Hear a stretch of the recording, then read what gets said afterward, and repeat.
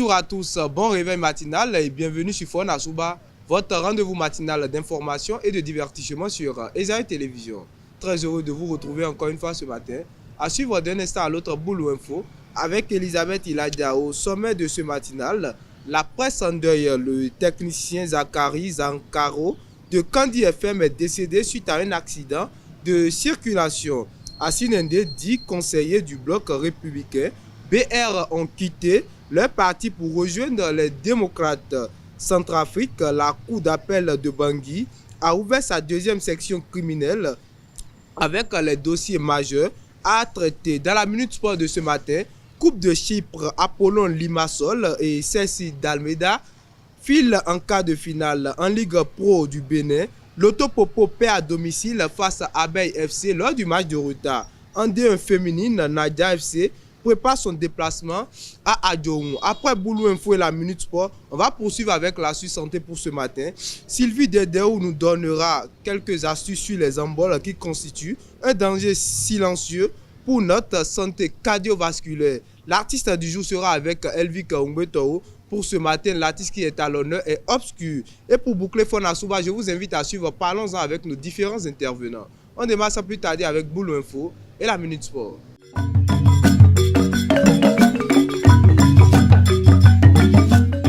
Elisabeth Iladia, bonjour. Bonjour Mouidine. Boulou Info, c'est avec vous. C'est exact. Bonjour à toutes et à tous et bienvenue dans Boulou Info. Le monde de la presse béninoise est en deuil après la disparition de Zachary Zancaro, technicien à la radio communautaire Kandi FM, décédé ce mardi 3 décembre 2024 après un accident de circulation. Cette perte tragique s'ajoute à la série de décès survenus cette année dans le milieu médiatique béninois, portant à une quinzaine le nombre de journalistes disparus.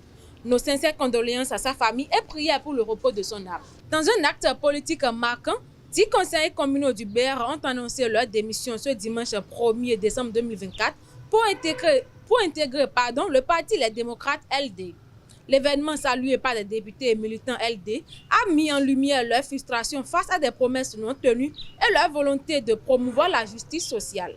Ce ralliement renforce l'influence des démocrates dans la région et marque un tournant dans la politique locale de Sinandé. Les électeurs malgaches sont appelés à élire leurs futurs maires et conseillers municipaux le mercredi 11 décembre 2024. Il est encore possible de s'inscrire sur les listes électorales à condition de présenter une ordonnance spéciale délivrée par le tribunal de première instance. Toutefois, cette mesure visant à inclure les retardataires suscite des inquiétudes au sein de l'opposition qui y voit un risque de fraude. La cour d'appel de Bangui a lancé ce mardi 3 décembre 2024 sa deuxième session criminelle de l'année, traitant une cinquantaine de dossiers liés à des crimes et infractions commis ces dernières années en Centrafrique. Parmi les affaires notables, un avocat proche de l'opposition et un ancien ministre Dieudonné Ndomat seront jugés pour des accusations graves, dont tentative de coup d'État et atteinte à la sûreté de l'État. La session qui se termine le 27 décembre est attendue pour des révélations majeures. C'est tout pour Boulou Info de ce matin. Merci de l'avoir suivi et à très bientôt. Merci à vous, Elisabeth Iladia, pour Boulou Info de ce matin. À présent, chers internautes, on suit la Minute Sport avec Elvik Umbetou.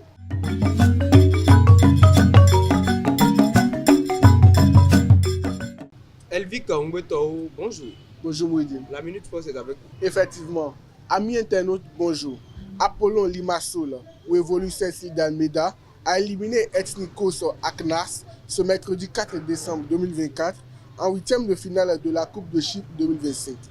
Après un score nul et vierge, à l'issue du temps réglementaire et des prolongations, Apollon a arraché la victoire 4-3 lors des tirs au but, validant ainsi son ticket pour les quarts de finale.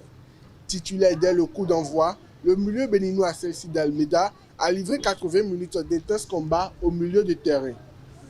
L'Autopopo s'est incliné à domicile 1-0 face à Abeille FC lors du match en retard de la 5e journée. L'unique but a été inscrit par Mololo à la fin de la première période. Cette victoire cruciale permet à Abeille FC de grimper à la 9e place du classement général de la poule A. Cette victoire cruciale permet à Abeille FC de grimper à la 9e place du classement général dans la poule A. De son côté, l'Autopopo se retrouve à la 6e place, loin de Dadje FC. Après avoir décroché un succès à domicile face à Dynamique 2-0 lors de la première journée en D1 féminine, Nadia Football Club poursuit sa préparation. Une nouvelle séance d'entraînement s'est tenue ce mercredi 4 décembre avec le déplacement pour affronter Cefos FC à Adjorou ce samedi. Et pour boucler la minute sport, dans le match en retard de la 6e journée, Rodrigue Fassinou ouvre son compteur avec Coton FC en inscrivant un but direct sur coup franc à l'entrée de la surface de réparation à la 11e minute. Le latéral droit a parfaitement exécuté son coup franc pour donner l'avantage à Coton FC. C'est tout pour la Minute Sport. Merci à vous, Elvik Ongbeto, pour la Minute Sport de ce matin. Vous restez avec moi. À présent, chers internautes, j'invite au plateau Sylvie Dedeo pour l'astuce santé.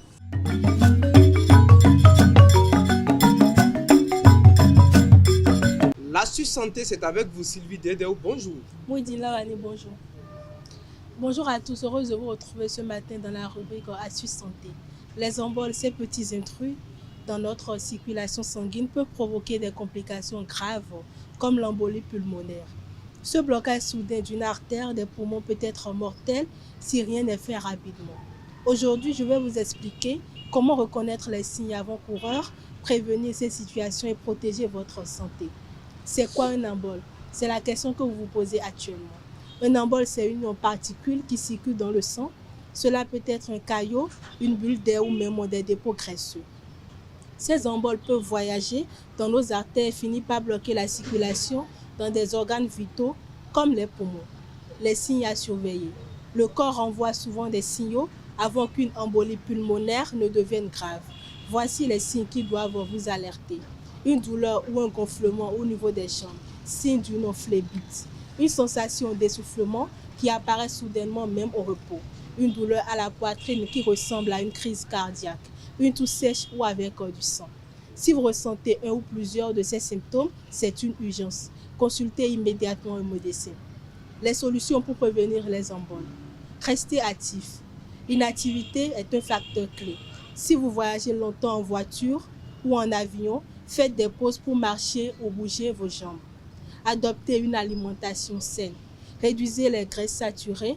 Privilégiez les fruits, légumes et poissons riches en oméga 3. Hydratez-vous bien. Une bonne hydratation permet de fluidifier le sang. Portez des bas de contention, surtout si vous êtes à risque après une opération ou pendant une grossesse. Évitez les comportements à risque comme arrêter de fumer, limiter les contraceptifs hormonaux sans suivi médical. En résumé, les emboles sont dangereux mais inévitables. Restez attentif aux signaux de votre corps. Adoptez un mode de vie sain et consultez dès que vous avez un doute. Rappelez-vous, agir vite peut sauver des vies. Un petit conseil, si vous restez assis longtemps, par exemple au travail ou en voyage, faites des exercices simples comme lever et baisser les talons plusieurs fois. Cela améliore la circulation et réduit les risques de caillots. Prenez soin de vous et restez vigilants. Merci à vous, Sylvie Dedeo, pour l'astuce santé de ce matin. À présent, chers internautes, on retourne du côté de Elvik Ongbeto pour l'artiste du jour.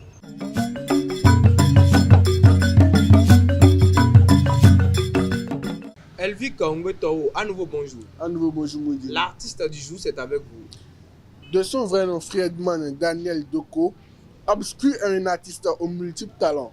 Rappeur, chanteur, auteur-compositeur et dessinateur de graffiti. C'est un 5 octobre qu'il a vu le jour à Parakou. C'est là qu'il a grandi, fit tout son cursus primaire et secondaire et il découvrit sa passion pour la musique. Ça lui est venu naturellement et c'est au collège, précisément en classe de 3e, qu'il décide de faire le choix de son genre musical qu'est le rap et forma le fameux groupe Génération 95 avec ses amis qu'il nomma au départ Explosique. Le groupe Aligna, 2 gros titres dont Le Sommet en 2011 et Partouze en freestyle en 2012. 2 sons dont le style était carrément différent. Les admirateurs les voyaient comme le section d'assaut de Parakou. 2013 fut une année morte musicalement car le groupe préparait l'examen du baccalauréat.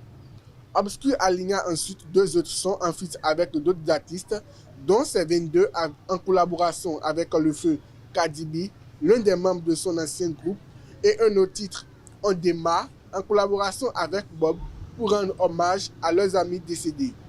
Actuellement, Obscur est sur des projets solo qui sortiront très bientôt. C'est tout pour l'artiste du jour. Merci à vous, Elvic Ngbeto, une fois encore pour l'artiste du jour. À présent, chers internautes, ensuite parlons-en avec nos différents intervenants.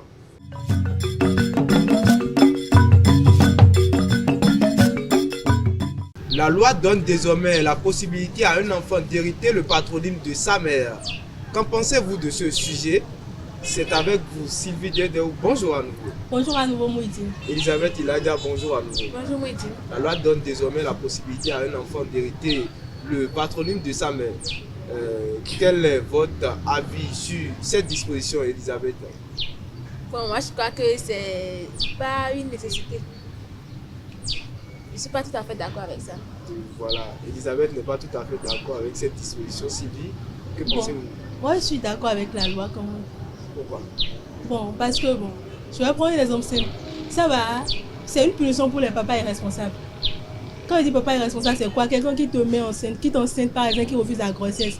Et c'est après 10 ans maintenant, il vient et dit, bon, je veux voir mon enfant. Déjà avant qu'il n'arrive pendant les 10 ans, l'enfant porte déjà mon nom. Donc, en aucun cas, l'enfant là ne pourra plus porter son nom de famille. C'est ça même qui me réjouit, moi.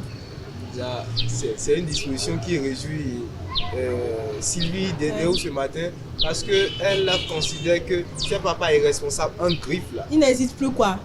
Pour l'enfant là, il n'existe plus. Et même là, c'est même une chance. Aujourd'hui, maintenant, avant, quand les parents mettaient au monde des filles, bon, ils disaient que c'était une malchance parce que la femme, par exemple, quand elle va en mariage, elle met au monde des enfants qui portent le nom de son mari. Maintenant, aujourd'hui, tu vois qu'une femme, c'est aussi une bénédiction parce qu'elle est capable maintenant de donner son nom de famille à l'enfant qu'elle a mis au monde. Donc, l'héritage, c'est comme si la génération s'en suit. Pour Sylvie, c'est que l'enfant ne devrait pas porter le nom de ces gens de papa là, de ces papas qu'elle qualifie d'irresponsables. Mais est-ce que c'est le nom du papa que l'enfant porte? Est-ce que c'est le nom du père ou bien c'est le nom de la famille du père que l'enfant porte? Oui, mais le nom de la famille du père, là, ça veut dire qu'ils sont les mêmes choses dans la famille alors. C'est un rassemblement. On dit, bon, quand tu as un panier de tomates, par exemple, il y a une tomate qui est gâtée, alors ça endommage tout le reste. Elisabeth? Bon, bon moi je crois que du point de vue administratif, c'est un peu complexe. Parce qu'en réalité, si par exemple maintenant... Du point de vue administratif? Oui, si par exemple maintenant l'enfant veut faire un passeport. Parce qu'ils ont dit qu'on peut combiner le nom de la famille du papa et de la maman. Ça veut dire que si par exemple maintenant la maman s'appelle, je ne sais pas, si la maman peut-être, je ne vais pas donner de nom, si la maman peut-être un long nom de famille, le papa aussi a un long nom de famille, ça veut dire que l'enfant aura les deux. Les deux seront sur son passeport. Vous vous imaginez que la femme que l'enfant aussi va épouser a aussi un long nom de famille. Et puis, ils vont encore donner une naissance à un enfant. Et puis, l'enfant va apporter aussi les deux noms de famille. Il y a un premier nom de famille, c'est pas parce que un le deuxième père nom de de mon famille. enfant est responsable que l'enfant que je vais mettre au monde aussi va marier un homme irresponsable. Non, on n'a pas parlé d'irresponsabilité. En réalité, la loi nous donne la possibilité de donner maintenant le nom de famille du papa et de la maman au même moment. C'est-à-dire que tu peux donner les deux sur le même papier. Ça veut dire, imaginons un instant, votre papa est Dossou et vous-même vous êtes Diedéou. Et bon, votre papa est Diedéou et votre maman elle s'appelle peut-être Dossou. Donc sur votre acte de naissance, il y aura Dossou, Diedéou, Sylvie. C'est de ça qu'Elisabeth pense. Donc en réalité, quand ça va s'allonger, ça veut dire qu'à chaque fois, il y aura le passeport. Sur le passeport, il y aura même des noms de famille qui vont prendre toute une page, 2 pages, et puis ainsi de suite en réalité. C'est un peu complexe sur ce cas-là. Parce que, et puis dans certains pays, je crois bien que dans certains pays, ils acceptent seulement un nom de famille. C'est-à-dire que ça te donne au moins un sentiment d'appartenir à une famille, pas être divisé. Tu sais que cette famille, c'est la famille de ma maman. Mais j'appartiens à la famille de mon papa, par exemple. C'est-à-dire que tu sais que je viens d'ici, mais c'est ma maman qui m'a mis au monde, des trucs comme ça. Mais quand on a les noms de famille, ça nous divise un peu. Ça nous pèse. Divise un peu. Alors, Elisabeth, dites-moi, est-ce que le nom de famille, le patronyme d'un enfant, est-ce un choix personnel, une question de droit ou une question traditionnelle ou culturelle? Bon, je crois que c'est tout en un. Parce qu'en réalité, c'est d'abord un choix culturel. Depuis l'ancien temps, on choisit toujours le nom du papa. Et puis, quand on va dire que c'est un choix peut-être personnel ou bien comme la loi nous donne maintenant la possibilité de choisir maintenant, peut-être qu'on va dire que bon, on peut donner à l'enfant si je veux. En réalité, la loi n'impose pas. Si tu veux. C'est si tu veux. Mais le problème est que moi, j'aurais préféré que qu'on dise peut-être qu'en cas de divorce, quand ils vont partager les enfants, la maman peut donner son nom de famille aux enfants qui lui appartiennent. Déjà ça serait un peu compliqué pour le dossier de l'enfant en cas de divorce, puisqu'il avait déjà un nom de famille, un patronyme au départ. Et il faut tout changer maintenant. C'est pas compliqué. Il faut tout changer. Ça va peut-être prendre des semaines. Mais ça va arriver. Disons que dans le temps, je m'appelais Inoussa Mouidine. Et voilà. Et le divorce s'est imposé à mes parents. Je deviens là à l'Imédie. Mais c'est rien. C'est par exemple, surtout, c'est souvent quand les enfants sont encore petits qu'on fait ces trucs-là. Sinon, quand les enfants grandissent, je ne vois pas qu'on le divorce peut arriver à tout moment. Oui, ça peut arriver à tout moment, mais c'est quand les enfants sont encore petits qu'on les partage comme ça. Mais regardez, quand les enfants ont déjà un tour de 17 ans, 18 ans, comme ça, je vois qu'on ne divise plus déjà, comme je ça. pense qu'à l'âge, ce que dit la loi, c'est que l'enfant même peut déjà choisir. Oui, c'est ça. Donc, c'est quand les enfants sont encore petits que ça s'impose un peu. Je vous retourne la question, Sylvie. Est-ce que le choix du patronyme pour un enfant, est-ce un choix personnel, une question de tradition ou une question de droit? Bon, je suis d'accord avec Elisabeth que c'est le mélange de tout. C'est une tradition, la culture. En tout cas, c'est un droit également pour l'enfant. Pourquoi si vous dites que c'est la culture, et la culture africaine dans laquelle nous sommes, met l'homme au devant de tout. Et pourquoi vous vouliez... Je crois que si vous avez vécu une situation bizarre, vous allez comprendre ce que je dis. Au fait, bon, moi, je ne refuse pas. Bon, d'abord là, c'est très logique et c'est bien normal qu'un enfant hérite du nom de famille de son papa. Maintenant, supposons une femme qui tombe enceinte sur les bancs, par exemple, et l'homme en question refuse et dit que la grossesse ne lui appartient pas. Maintenant, la femme en question fera comment? Elle va mettre le nom de l'homme en question sur l'acte de naissance de l'enfant sans le consentement de l'homme, c'est ça? Mais elle est obligée de mettre son nom, c'est ce que moi j'essaie de faire comprendre. Et ces hommes en question là, vous savez ce qui arrive? À tout moment, il peut après plusieurs années maintenant, là, peut-être que le karma l'a tellement corsé qu'il n'a plus d'enfant. Il n'est plus arrivé à avoir d'enfant. C'est après 10 ans, 15 ans, il revient maintenant et dit qu'il veut récupérer son enfant. Des trucs comme ça. Déjà, il faudrait qu'on les punisse vraiment. Depuis longtemps, on assiste à quelque chose. C'est toujours le patronyme du papa que l'enfant porte. Oui. Moi, je suis là, je porte le patronyme de mon père. Vous êtes Ilaïda, vous portez le patronyme de votre père. Et Sylvie Dédéo également. Vous portez le patronyme de votre père, c'est Dédéo. Bon, est-ce que cette décision, cette disposition, cette loi a quelque chose à voir avec la croissance féminine? Le fait qu'il y a beaucoup de femmes plus que d'hommes? Bon, je crois que ça peut avoir un léger rapport avec ça. Parce qu'actuellement, si on doit faire le calcul, le pourcentage de femmes qu'il y a dans ce monde, c'est largement plus supérieur au pourcentage d'hommes qu'il y a actuellement. Donc je crois que ça peut avoir aussi un rapport avec cela. Quand on parle de femmes qu'il y a dans ce monde, je crois que quand on dit souvent que les femmes sont plus nombreuses que les hommes, je crois qu'il y a un petit mensonge là quand on dit. Parce qu'il y a des vieilles femmes, il y a des femmes qui ne vont jamais se marier avec un homme. Il y a des vieux hommes aussi. Oui, et puis il y a des femmes qui ne vont jamais se marier avec un homme, qui ne vont jamais rester sur le toit d'un homme. Donc je crois qu'on est peut-être égaux, même que les femmes sont même en petit nombre, on ne sait jamais. Donc si on doit libérer tout ce nombre de femmes là, je crois que ce serait mieux. Mais le truc c'est qu'on rassemble tout ensemble, que ça soit vieille, mais celle qui est sur le point de mourir, même elle est une femme. Mais dites-moi encore, Elisabeth, est-ce que cette décision-là, cette disposition, va plaire aux hommes, puisqu'ils sont longtemps privilégiés dans ce domaine? Comme je l'avais dit, je suis là, vous êtes Ilaïda, et voilà, c'est Dédéo là. On porte toujours, voilà, on porte toujours le nom de notre père. En réalité, même quand on prend une décision, il y a toujours quelqu'un qui n'est pas d'accord. Même dans une société, quand on prend une décision, même si la décision favorise tout le monde, il y aura toujours quelqu'un qui n'est pas d'accord. Donc en réalité, les hommes qui sont un peu coincés, jusqu'à l'heure, ils ne seront jamais d'accord. Parce qu'ils vont se dire que, ça veut dire que, quand les met, surtout au Bénin, dans certains villages reculés, je ne vais pas parler de mon village, par exemple, maintenant, il y aura des gens. C'est quoi votre village déjà? Je regarde de Mamouidi, s'il vous plaît. Donc il y aura peut-être des gens qui vont se dire qui vont se dire que ils mettent, peut-être que la loi veut vraiment mettre la femme sur les mêmes pieds d'égalité avec lui. Alors c'est déjà un peu depuis longtemps. Donc il y aura toujours quelqu'un qui n'est pas d'accord. En tout cas, la plupart des hommes ne seront pas d'accord. Ils vont dire que bon, c'est pas une loi qui est des trucs là. En tout cas, même si vous interroger sur la voie, vous allez la voir, ils vont dire que c'est pas vraiment une bonne disposition. C'est ça qu'ils vont dire. Sylvie, cette décision ne va pas plaire aux hommes.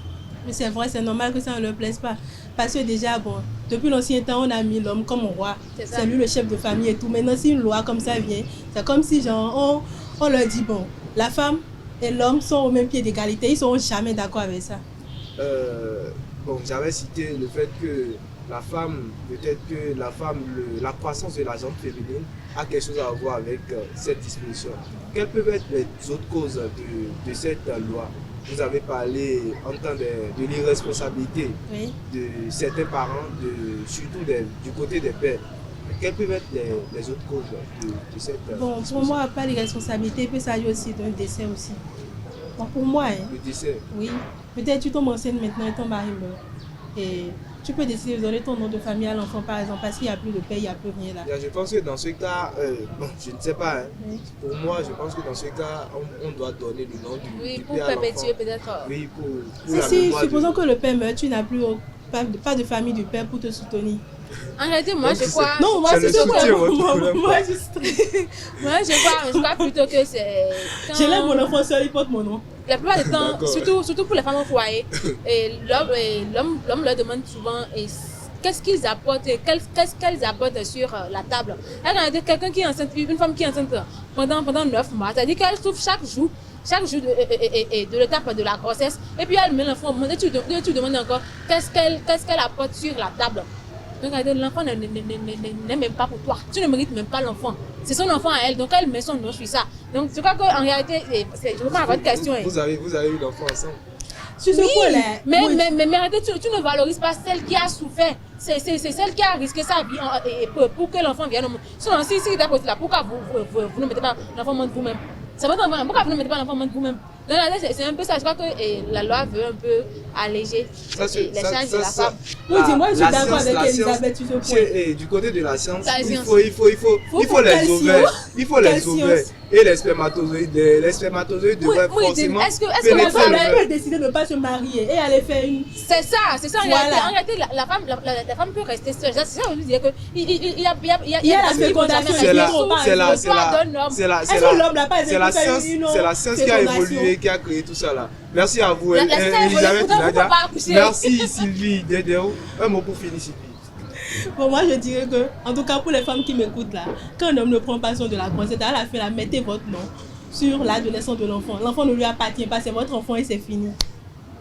Moi je dirais que c'est pas vraiment une nécessité de donner le nom de la maman à l'enfant. Parce qu'en réalité, ça va, au fil du temps, la liste deviendra longue et puis ça va poser des problèmes dans les années futures. Je peux soulever rapidement. Allez-y. La liste ne serait pas forcément longue. Mais bon, je prends un exemple simple. Supposons que je mets au monde un enfant, par exemple, qui porte mon nom de famille, par exemple. Mon enfant qui va grandir, par exemple, elle va aussi se marier. Supposons que c'est une femme, elle va se marier, par exemple.